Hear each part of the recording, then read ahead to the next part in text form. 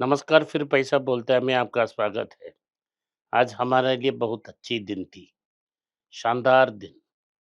18 carat gold 150 point नीचे, 12,550। 22 carat gold 14,900। 24 carat 16,256। Silver के लिए नो चेंज बोल रहे हैं, वो सरासर झूठ है। सो बेचने का भाव देखिए बिफोर खरीदने के पहले। 92.65 तक इंट्राडे में रुपी गया, क्लोजिंग में 92.45। तो 92.65 एक नया ऑल टाइम लो था। आज सारे के सारे स्टॉक्स नीचे थे। L N T 7%, Tata motor twins 5%, metal index down, bank Nifty 1000 point के ऊपर नीचे, सेंसेक्स 14,100 पॉइंट नीचे, निफ्टी लगभग 500 पॉइंट नीचे, जस्ट बच बच के 480 में क्लोज हुआ। नाटको 6% डाउन। सो सारी जगह cross the market selling pressure बहुत था। ये एक्सपेक्टेड लाइंस में था। एलएनटी इसीलिए नीचे आ रही है क्योंकि उनकी सारे प्रोजेक्ट्स तो मिडिल ईस्ट में हैं, इसीलिए नीचे आ रही है। भारत में नॉक ऑन इफेक्ट्स बहुत ज़्यादा रहेगा।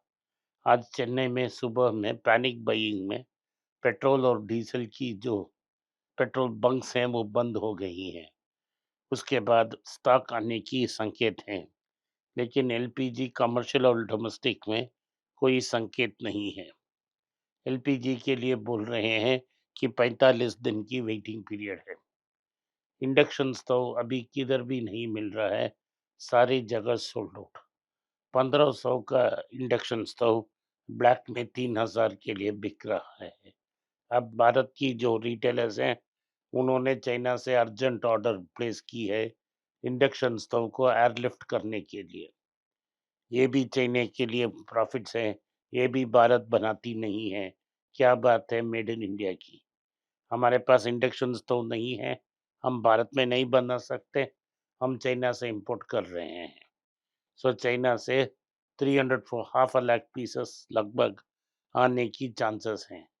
लेकिन अब बहुत बहुत बड़ा डिमांड है, कहाँ भी किधर भी इंडक्शन स्टोव नहीं मिल रहा है। इंडक्शन स्टोव नहीं मिल रहा है, एलपीजी नहीं मिल रहा है, क्या करे आदमी। साइलेंटली बहुत सारे कंपनी ऐसा काम करेंगे कि लोगों को वर्क फ्रॉम होम देना शुरू कर देंगे। एचसीएल तो ऑफिशियली अनाउंस कर दिए कि वो वर्क फ्रॉम होम देगी, लेकिन ये वन बाय वन सारी कंपनियां ये बोल देंगी। डरल स्ट्रीट की 11 महीने की लो है। अप्रैल में 5-10 दिन के लिए 21,800 के पास था मार्केट, होता है April of previous month. Market ने 20 week low, 50 week low, 100 week low को भी ब्रीच कर ली है। अगर 21,600 के पास जाती है मार्केट, 4 साल की मूविंग एवरेज पहुंच जाती है। इसका मतलब है 4 ईयर रिटर्न भी नेगेटिव हो जाएगा निफ्टी में, अगर ये 21,600 तक पहुंच जाती है। अगर 21,600 और 21,400 ब्रेक होती है तो और नीचे जा सकती है मार्केट। आज मार्केट बहुत वीक था, पर्याप्त समय में मार्केट क्लोज हो गया, नहीं तो और नीचे जाता। डाउ, नैस्डैक और एस&पी 500 का फ्यूचर नीचे था, हमें पता नहीं किधर जाएगा। कोई संकेत नहीं है कि कोई डेड कैट बोन्स भी मिले। ईरान ने कहा है कि वो $200 एक बैरल तक युद्ध को जारी रखेंगे।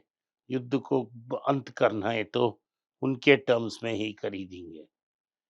ईरान की वॉर, भारत की जो आईपीओ मोमेंटम थी, जहां पिच के पहले ही वो मोमेंटम ब्रेक हो गई, नुकसान होने लगा। 192 आईपीओस में सिर्फ 35 से 40 लेके प्रॉफिट था, उस मोमेंटम को ब्रेक कर ली है और मार्केट को नीचे धकेल दी है। अगर कोई आईपीओ आएगी इस समय में, कोई उसको सब्सक्राइब नहीं करेगा और मार्केट का हाल बेहाल है अभी इस समय में। हाई छुपने के लिए कोई जगह नहीं है। आईटी डाउन है, फार्मा डाउन है, ये दोनों डॉलर कमा रहे हैं।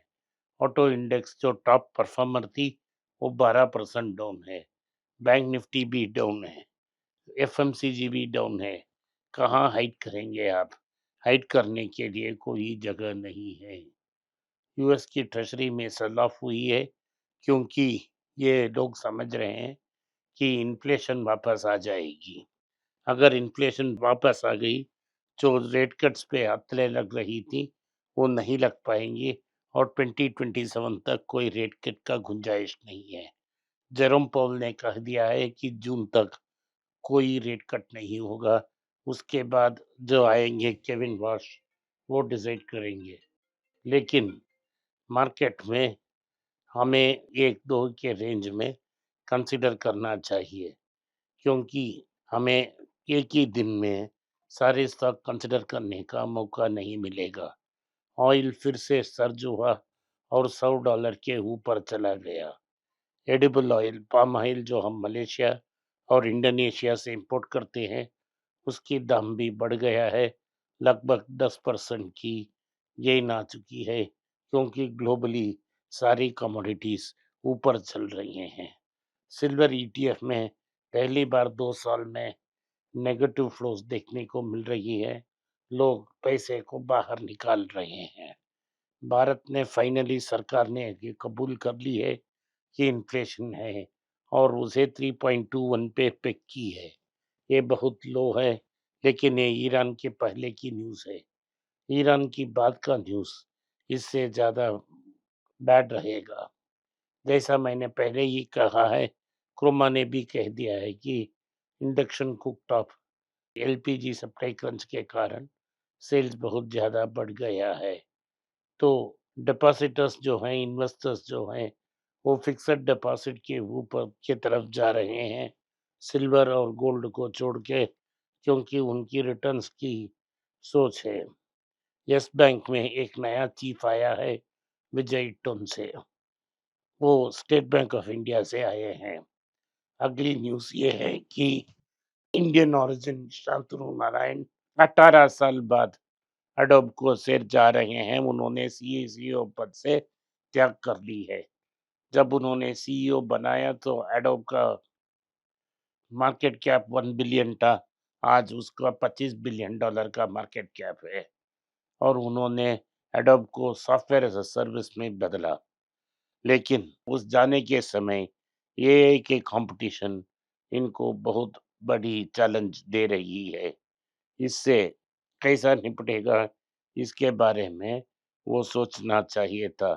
लेकिन उन्होंने कहा है कि वहीं रहेंगे और वहाँ से वो नए सीईओ को गाइड करेंगे और हैंडओवर करेंगे और चेयरमैन के रूप में रहेंगे।